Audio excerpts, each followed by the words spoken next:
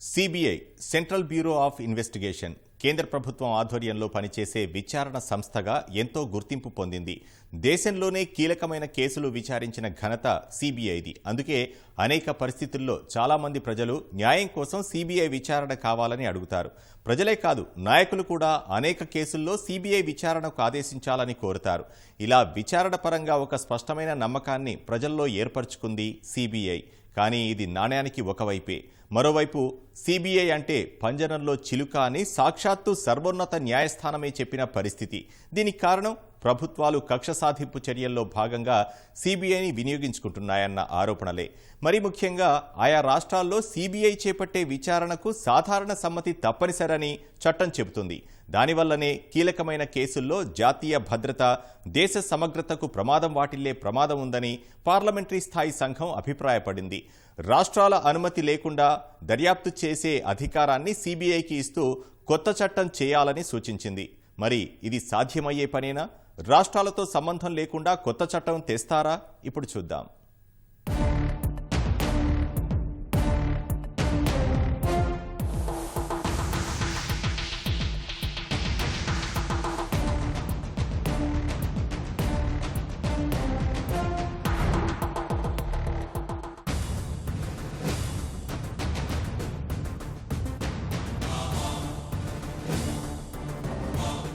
దేశంలోని కీలకమైన దర్యాప్తు సంస్థల్లో సిబిఐ ఒకటి.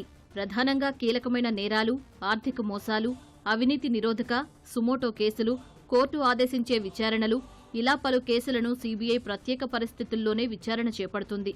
అలా అని సిబిఐ దేశంలోని ఏ రాష్ట్రంలోనైనా విచారణ చేపట్టే అవకాశం లేదు. ఆ రాష్ట్ర ప్రభుత్వ ముందస్తు అనుమతితోనే ఆ రాష్ట్రంలో విచారణ చేపట్టాలి.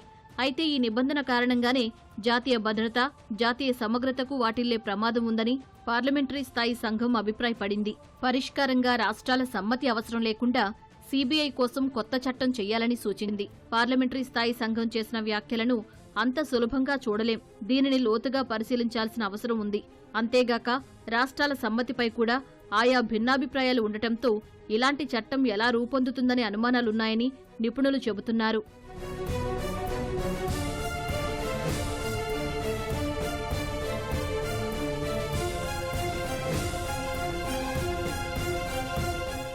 కొత్త చట్టం చెయ్యాలన్న ప్రస్తావన కన్నా ముందు సిబిఐ నేపథ్యాన్ని ఒకసారి పరిశీలించాలి.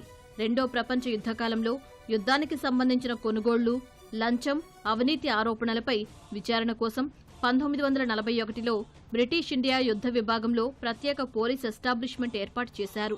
దానినే తర్వాత ఢిల్లీ స్పెషల్ పోలీస్ ఎస్టాబ్లిష్మెంట్ చట్టం ద్వారా 1946లో దేశంలోని ప్రభుత్వ విభాగాల్లో అవినీతి ఆరోపణలపై విచారణ చేపట్టడానికి భారత ప్రభుత్వ ఏజెన్సీగా గుర్తింపు పొందింది. ఇదే క్రమంలో దేశ రక్షణకు సంబంధించిన తీవ్ర నేరాలు, ఉన్నత స్థాయిలో జరిగే అవినీతి, తీవ్రమైన మోసాలు, ఆర్థిక మోసపూరిత నేరాలు లాంటి వాటి విచారణ కోసం సిబిఐ ఏర్పాటును సంతానం కమిటీ 1963లో సిఫార్సు చేసింది. పోను హత్యలు, కిడ్నాప్లు, ఉగ్రవాద కార్యకలాపాలకు చెందిన నేరాల్ని సిబిఐ దర్యాప్తు చేయడం మొదలుపెట్టింది. ఇంటర్పోల్ సభ్యదేశాలకు భారత్ నుంచి నేతృత్వం వహించే విచారణ సంస్థ కూడా సిబిఐయే. ఇలా ఆ రోజు నుంచి ఇప్పటి వరకు సిబిఐ కీలక కేసుల్లో ఎన్నో విచారణలను విజయవంతంగా చేపట్టింది.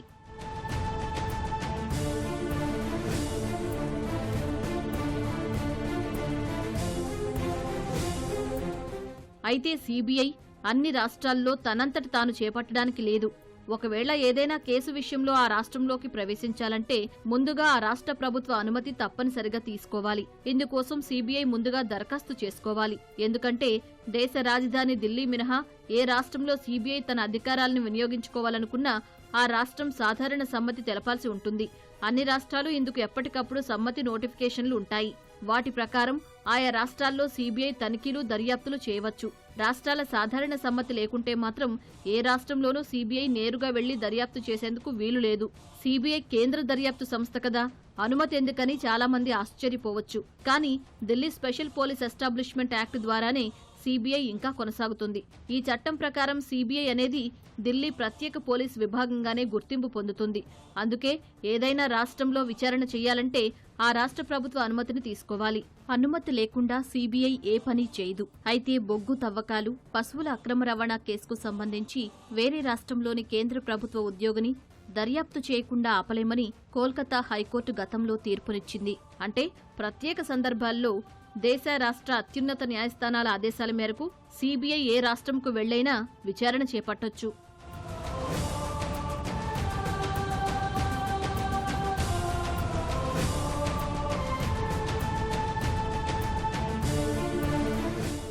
రెండు 2015కు ముందు వరకు దాదాపు అన్ని రాష్ట్రాల్లో విచారణ చేపట్టేందుకు సీబీఐకి అనుమతి ఉంది. కానీ 2015లో మిజోరంలోని కాంగ్రెస్ ప్రభుత్వం సీబీఐకి లభించే సాధారణ సమ్మతి వెనక్కి తీసుకుంది. అక్కడ ప్రభుత్వాలు మారినా ఇది పునరుద్ధరణ కాలేదు. 2018లో మమతా బెనర్జీ నేతృత్వంలోని తృణమూల్ కాంగ్రెస్ కూడా సమ్మతి ఉపసంహరించుకుంది. ఛత్తీస్గఢ్కు చెందిన భూపేష్ బఘేల్ ప్రభుత్వం కూడా 2019లో సమ్మతిని వెనక్కి తీసుకుంది. ఇదే బాటలో జార్ఖండ్, కేరళ, మేఘాలయ, పంజాబ్, రాజస్థాన్, తెలంగాణ కూడా సీబీఐకి సమ్మతి వెనక్కి తీసుకున్నాయి. అయితే ఇటీవల కొన్ని రాష్ట్రాల్లో ప్రభుత్వాలు మారాయి. వీటిల్లో సీబీఐకి తిరిగి సమ్మతి లభించే అవకాశం ఉంది. ఉదాహరణకు ఉద్ధవ్ ఠాక్రే ప్రభుత్వ హయాంలో సీబీఐ సమ్మతిని వెనక్కి తీసుకోగా సింధే అధికారంలోకి వచ్చాక దానిని పునరుద్ధరించారు. ఇలా కేంద్రంలో ఉన్న పార్టీలు రాష్ట్రాల్లో ఉంటే సీబీఐకి విచారణ సమయాల్లో వెసులుబాటు దక్కుతుంది. కానీ ఇంకా కీలకమైన కేసుల్లో విచారణ కోసం ఆయా రాష్ట్రాల అనుమతికి ఎదురుచూపులు తప్పడం లేదన్నది వాస్తవం.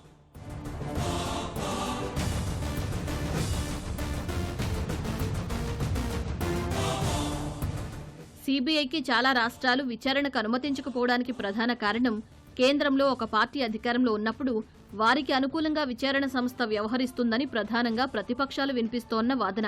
రాష్ట్రాల్లో కేంద్రంలో ఉన్న పార్టీలతో సంబంధం లేదని, సర్కారుంటే వారిపై కక్షపూరిత చర్యలకు దిగుతుందని ఆయా రాష్ట్ర ప్రభుత్వాలు బలంగా చెబుతున్నాయి.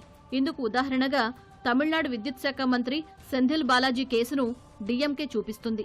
దీంతో రాష్ట్రంలో విచారణ చేపట్టేందుకు సీబీఐకి సాధారణ సమ్మతిని తమిళనాడు రాష్ట్ర ప్రభుత్వం ఉపసంహరించుకుంది.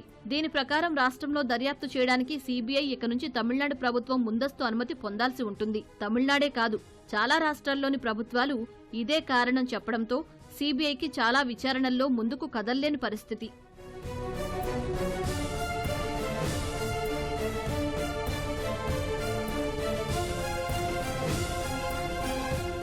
సీబీఐ పంజరంలో చిలుక.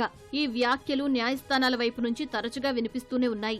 దీనికి కారణాలు అనేకం ఉన్నాయి. సీబీఐ ఏదైనా విచారణ ప్రారంభిస్తే ఎలాగైనా విచారణ పూర్తయి దోషులకు శిక్ష పడుతుందని అంతా అనుకుంటారు. అదేవిధంగా కేసులు పెడతారు, అరెస్టులు చేస్తారు. కానీ నిరూపణ వచ్చేసరికి సాక్ష్యాలుండవు. అంతేగాక కేంద్రంలో అధికారంలో ఉన్న పార్టీ వారిపై ఎలాంటి కేసులోనూ ముందడుగు వేయనీయదు అని ప్రతిపక్షాలు చేస్తున్న ప్రధాన ఆరోపణ. అయితే చాలా మంది ప్రజలకు ఈ విషయాలన్నీ తెలుసు. మరీ ముఖ్యంగా పంజరంలో చిలుక అని వ్యాఖ్యలు చేసిన కోర్టులు అందులో విచారిస్తున్న న్యాయమూర్తులకు అనుభవం అవుతున్న అంశాలు. అందుకే సీబీఐకి కేంద్ర ప్రభుత్వాల నుంచి కూడా దర్యాప్తు సంబంధిత అన్ని అంశాల్లో స్వేచ్ఛ కావాలని చాలా మంది కోరుకుంటున్నారు. సీబీఐకి ఈ విధమైన అటానమస్ స్టేటస్ ఇచ్చి ఏ రాష్ట్రంలోనైనా రాష్ట్ర ప్రభుత్వ అనుమతితో సంబంధం లేకుండా అక్కడ రైట్స్ చేయటం, అక్కడ విచారణ చేయటం, అక్కడ కేసులు రిజిస్టర్ చేయటం చేసేటువంటి పరిస్థితి వచ్చేటట్లయితే మనది సమాఖ్య వ్యవస్థ.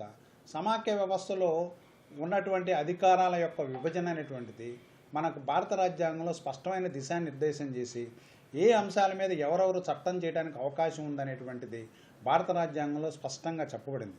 అంటే శాంతి భద్రతల ఇష్యూ అనేటువంటిది, ముఖ్యంగా పోలీస్ వ్యవస్థ అనేటువంటిది ఇటు సెంట్రల్ అటు స్టేట్కు సంబంధించినటువంటి కంకరెంట్ లిస్ట్ అంటే ఉమ్మడి జాబితాలో ఉన్నటువంటి అంశం.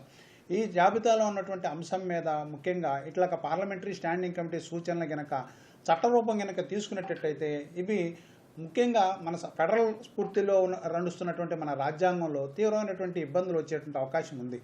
ఎందుకంటే సాక్షాత్తు సుప్రీంకోర్టే సిబిఐ అనేటువంటిది ఒక పంజరంలో బొమ్మలాగా, పంజరంలో రామచిలుకలాగా ఉన్నదనేటువంటిది ఒకానొక సందర్భంలో వ్యాఖ్యానం చేసిన సంగతి మనకు తెలుసు.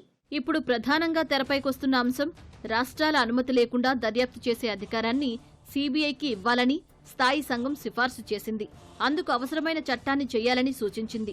ఇదే సమయంలో రాష్ట్రాల నుంచి వ్యతిరేకత మొదలయ్యే అవకాశం ఉంది. ముఖ్యంగా కక్షపూరిత చర్యలకు దిగకుండా వారిపై నియంత్రణ ఉండేలా చూసుకోవాలి. అదేవిధంగా రాష్ట్రానికి కేంద్రంకు మధ్య సంబంధాలకు ఏమాత్రం విఘాతం కలగకుండా వ్యవహరించాలి. ఇందుకు సంబంధించి విధి విధానాలను ఖరారు చేయాలి. సీజేఐ లేదా లోక్పాల్ తరహాలో రాష్ట్రపతి ఆధ్వర్యంలో పనిచేసేలా సీబీఐకి పూర్తి స్వేచ్ఛనివ్వాలి. అప్పుడు మాత్రమే సీబీఐ రాష్ట్రాల్లో విచారణ చేపట్టిన ప్రజలకు, పాలకులకు నమ్మకం అనేది ఉంటుందని నిపుణులు చెబుతున్నారు.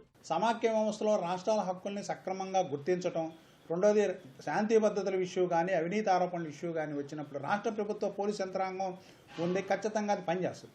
కానీ ఒక సెన్సిటివ్ అంశం, యుద్ధ సంబంధమైనటువంటి అంశాలు, ఇలాంటి వాటిల్లో మొట్టమొదట ఈ ఢిల్లీ స్పెషల్ పోలీస్ యాక్ట్ ఏర్పాటు చేసినప్పుడు 1941లో ఇలాంటి అంతర్జాతీయ ఇష్యూస్, ఇంటర్పోల్కు సంబంధించినటువంటి ఇష్యూస్లో, లేకపోతే నేరాలు ఘోరాలు, చాలా అమానకరమైనటువంటి ఘోరాలు, ఇట్లాంటి విషయాల్లో సిబిఐ జోక్యం కావాలని చెప్పేసి పెట్టినటువంటి ఈ సిబిఐ ఇప్పుడు కాలక్రమంలో ప్రతిపక్ష పార్టీలను టార్గెట్ చేసే విధంగా వ్యవహరించడం అనేటువంటిది సరైనటువంటి చర్య కాదు.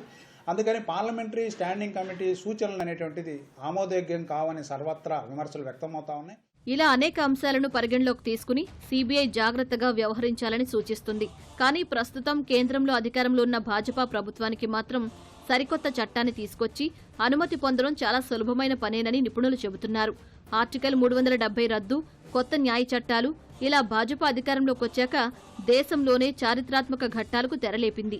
ఇదే సమయంలో పంజరంలో చిలుక అనే వాదనపైన కూడా సీబీఐ బలంగా పోరాడాలి. కేసుల విషయాల్లో పక్షపాత ధోరణిని మానేయాలి. అలా అయితేనే సీబీఐ అంటే నమ్మకం పెరుగుతుంది, కొత్తగా వచ్చే చట్టం అమలవుతుంది.